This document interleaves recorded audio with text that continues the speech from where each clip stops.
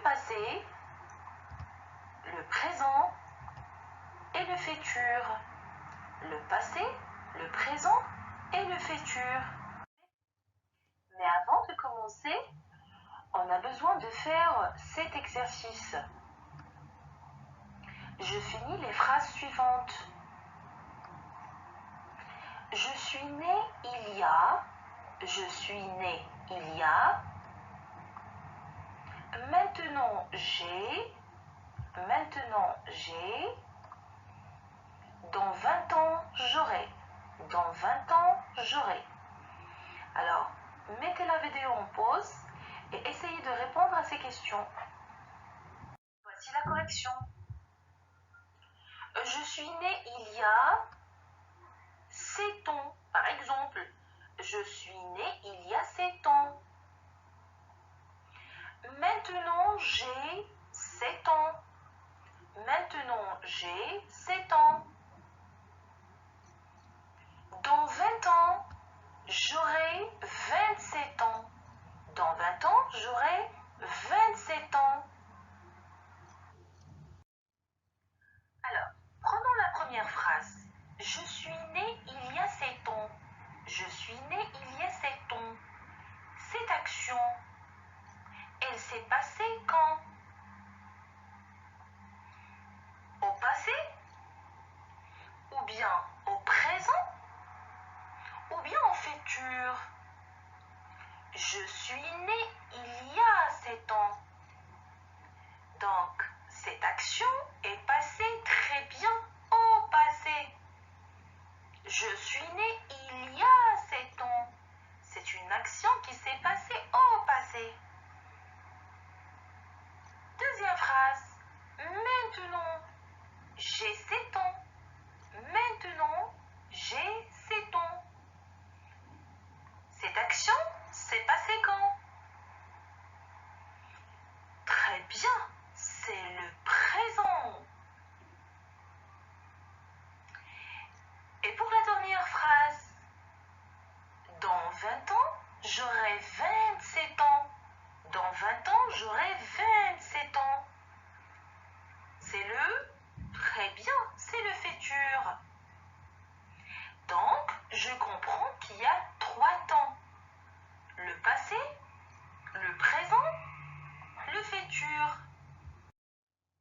Alors, pour mieux comprendre, prenons l'exemple suivant.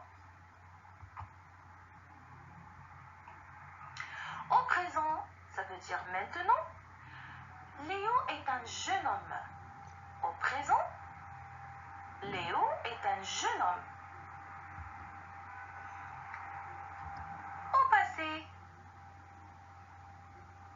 Au passé, Léo était un garçon.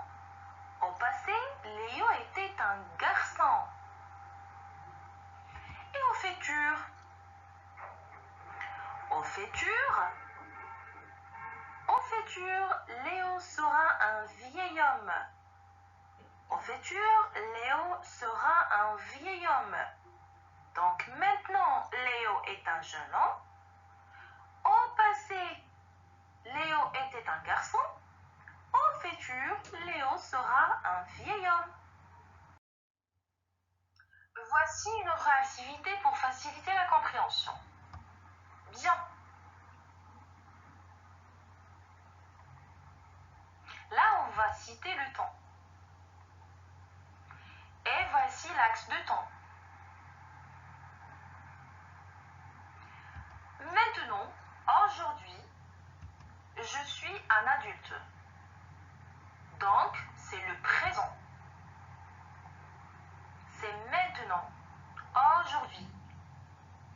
Mais avant, j'étais soit adolescent, soit enfant, soit un bébé.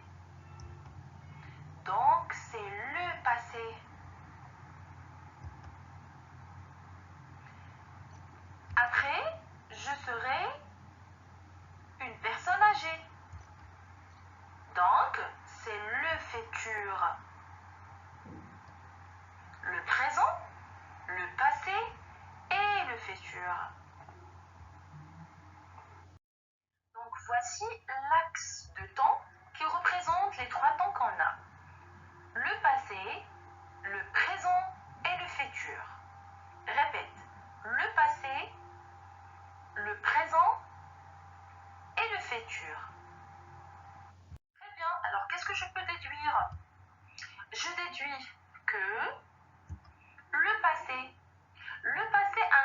une action qui a déjà eu lieu.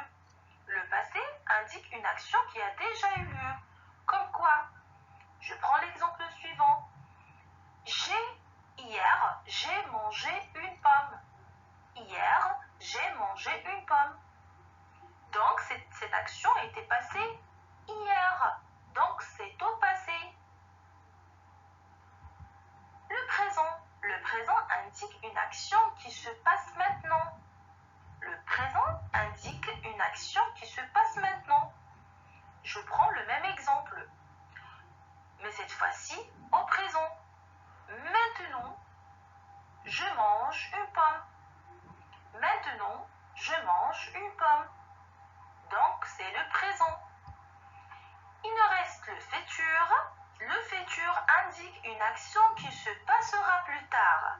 Le futur indique une action qui se passera plus tard. Toujours à l'aide de même exemple. Demain, je mangerai une pomme. Demain, je mangerai une pomme. Très bien. Maintenant, puisque j'ai bien compris c'est quoi le passé, le présent et le futur, ça nous reste une question posée. C'est comment je peux savoir est-ce que cette phrase est au passé, au présent ou bien au futur? Surtout pour les gens qui ne savent pas jusqu'à maintenant déterminer le ton d'une phrase d'après le ton des verbes existants dans cette phrase. Eh bien, c'est très simple. Il existe des mots qui nous indiquent à quel ton est la phrase. Ce sont les indicateurs de ton. Les indicateurs de ton. Alors, qu'est-ce que ça veut dire les mots indicateurs de ton? Pour les mots indicateurs de ton du passé, voici quelques exemples. La semaine dernière. La semaine dernière.